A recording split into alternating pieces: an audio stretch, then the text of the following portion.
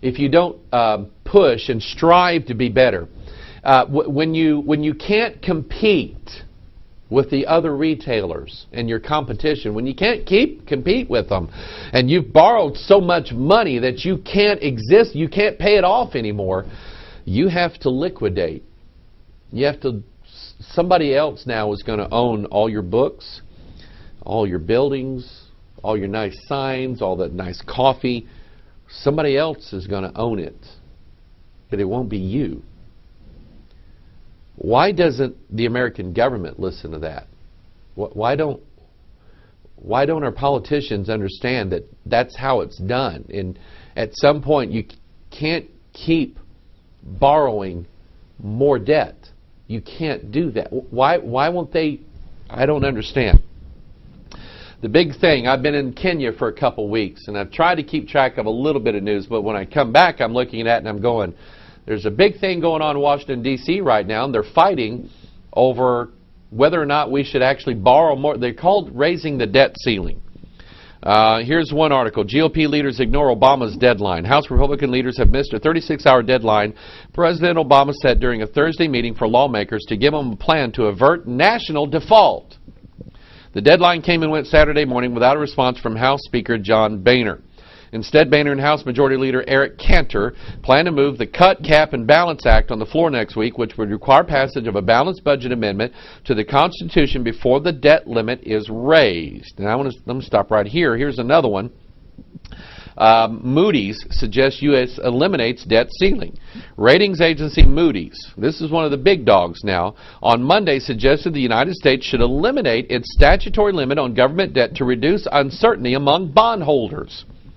In other words, let me stop right here. I'm not an economist, and some of this stuff just way over my head, but some things I get. By law, the United States of America, by law, says we can only borrow so much money. Okay, it's called the debt ceiling. And we can't borrow another penny over that. It's against the law. Now, over the years, they decided, well, let's raise that a little bit. Oh, no, let's raise that a little bit. No, now we need to go a little bit higher. Okay, and I don't know what it is now, but it's way, way up there in the trillions of dollars. They were astounded in Kenya. I took my iPad, and I had a little app on here that exchanges currency, gives you the currency rate, because in Kenya they don't use dollars, they use Kenya shillings. And I pronounced to them the amount of debt America owes, something like $13 trillion, whatever. The amount of money the United States of America owes right now, and I converted that to shillings, and their eyes went. They couldn't believe that our country, they think America is rich and wealthy. We got money everywhere, and that's true, but it's not our money. It's somebody else's money. We borrowed the money. It would be like if I didn't have anything and I wanted to act like I was rich, I'd go and borrow $100,000, and I spent it all on myself to make myself look real nice and everything like that. Wow, man, you must have hit it big. You must be doing well. Yeah, I'm doing pretty well. But it's not my money. I just borrowed it, and really, if I don't pay it back, then I stole it. And America has all this debt. And we have a debt ceiling that says we can't borrow this much money. And Obama says, you know what, we need to raise the debt ceiling because I have a whole lot more social programs and a whole lot more, what was it he called it before the election? Share the wealth. I have a whole lot more money of your money that I want to share with everybody else. Okay? And so we need to raise that. We need to borrow more money, or we're going to be in really bad trouble if we don't. Now Moody's is saying, you know what, let's just get rid of this stupid law that says we can only borrow so much money. Let's just borrow whatever we want to. Let's just have a big party. Let's make our grandkids suffer for it. That's what they're saying. We need to. I don't get it. I don't get it. We don't understand. I was asking somebody this the other day. How come some politicians think that we can spend money that we don't have? I wasn't raised that way. The sad thing of it is, most of America is now being raised and conditioned to think that we can actually live on money that we don't have. with all the borrowing, the whole financial problems that started with this country, started with the housing market. People thinking that they deserved a house better than the one they were living in. And people were saying, I think I should have a piece of the American dream. And in their mind, the American dream was looking like you were rich. That wasn't the American dream. The American dream was the fact that anybody, whether they were white, black, middle class, poor, Hispanic, doesn't matter. Anybody who came to this country could work hard, educate themselves, and make something of themselves, whether it was rich or not. But now we've adopted this idea that the American dream is to have lots of money and 2 cars and 3 cars and a pool and everything. Have all the things that realistically we can't afford. That's the American people. And so then we elect the politicians that reflect that. And now the politicians say, we're too big to be brought down. We need this. We need to borrow money. We need to do this. We need to do that. And we're living off money. And we're spending money that doesn't belong to us, that we didn't work to create. That's what we're doing in this nation. And it's going to kill us.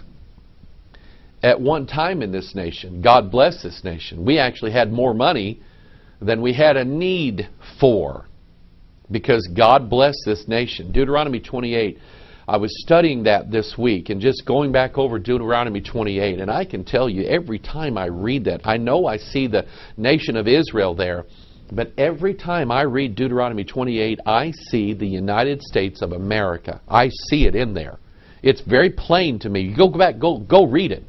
You want to know the history of America? Read Deuteronomy 28. You want to know the future of America? Read Deuteronomy 28. At one time, America had God's laws in their mind.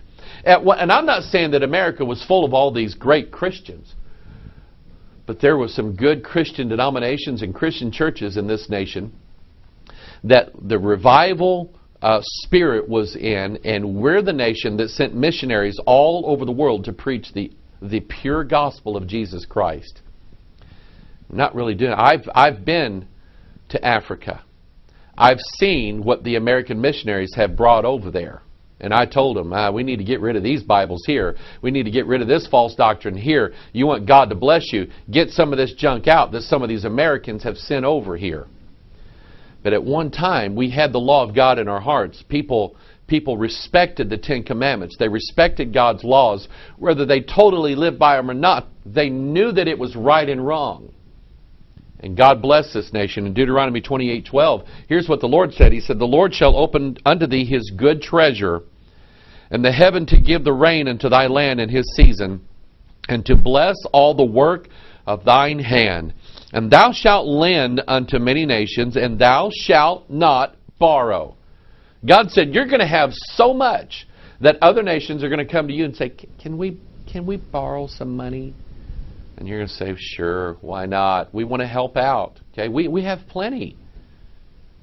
But God said, when you turn your back on me and you take the 10 Commandments that used to be in the courthouse and you throw them out, and you take the 10 Commandments that used to be in the schoolhouse and you get rid of those, saying, we can't have our kids seeing that. That's terrible.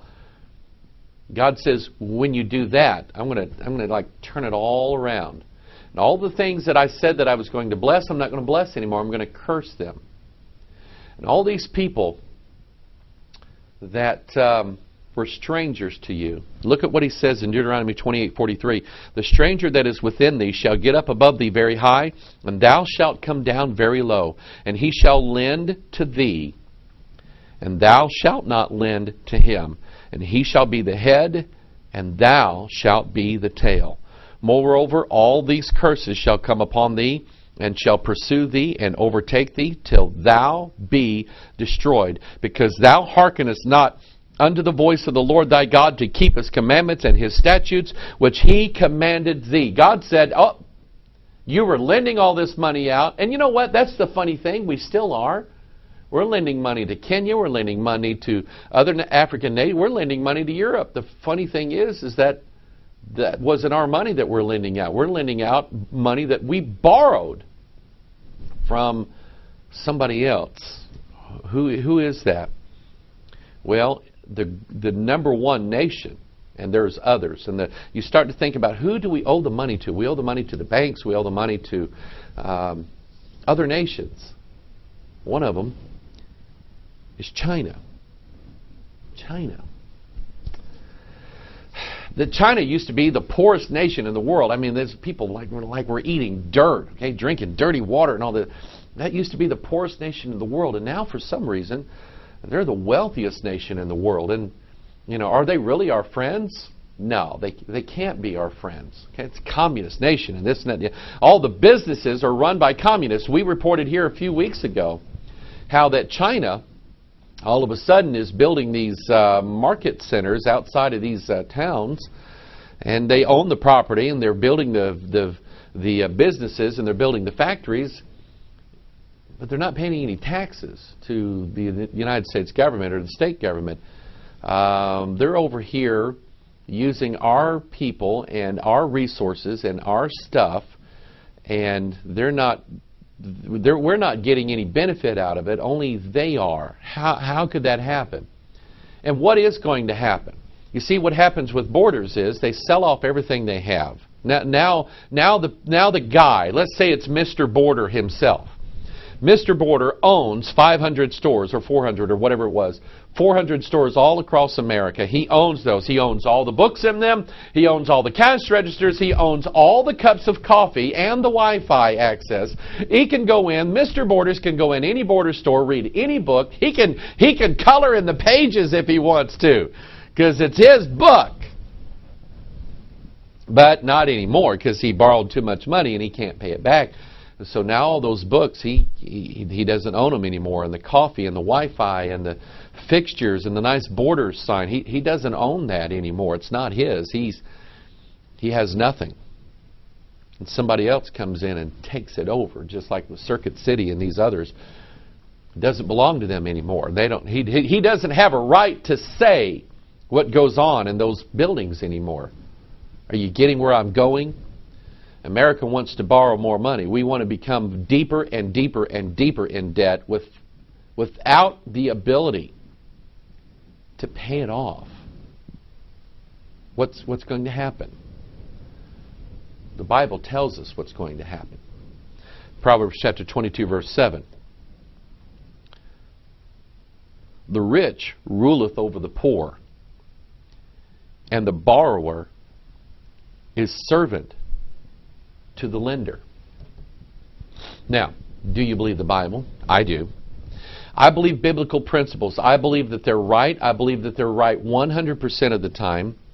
I believe that they never pass away. I believe that they were true 1,000 years ago, 2,000 years ago, 4,000 years ago, and I believe that they're still true today. And it doesn't really take a rocket scientist to figure out that if you loan somebody a bunch of money, and they can't pay it back, they're going to owe you for a long time. And back in the old days, if you owed somebody a bunch of money and couldn't pay it back, then you moved out of your house and you moved into their farm and you went out and picked their peas and herded their cattle and slopped their hogs. That's what you did.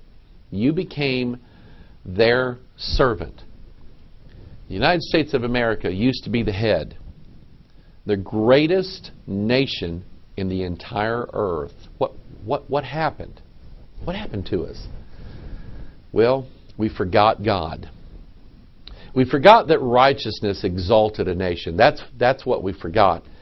And so we decided that gay marriage was more important than anything else. We decided that giving homosexuals not just rights, but special guaranteed protections that nobody else has. We decided that that was what we wanted as a nation more than we wanted anything else. We decided that it was better for our children to learn witchcraft, sorcery, winter solstice, and alternative lifestyles, including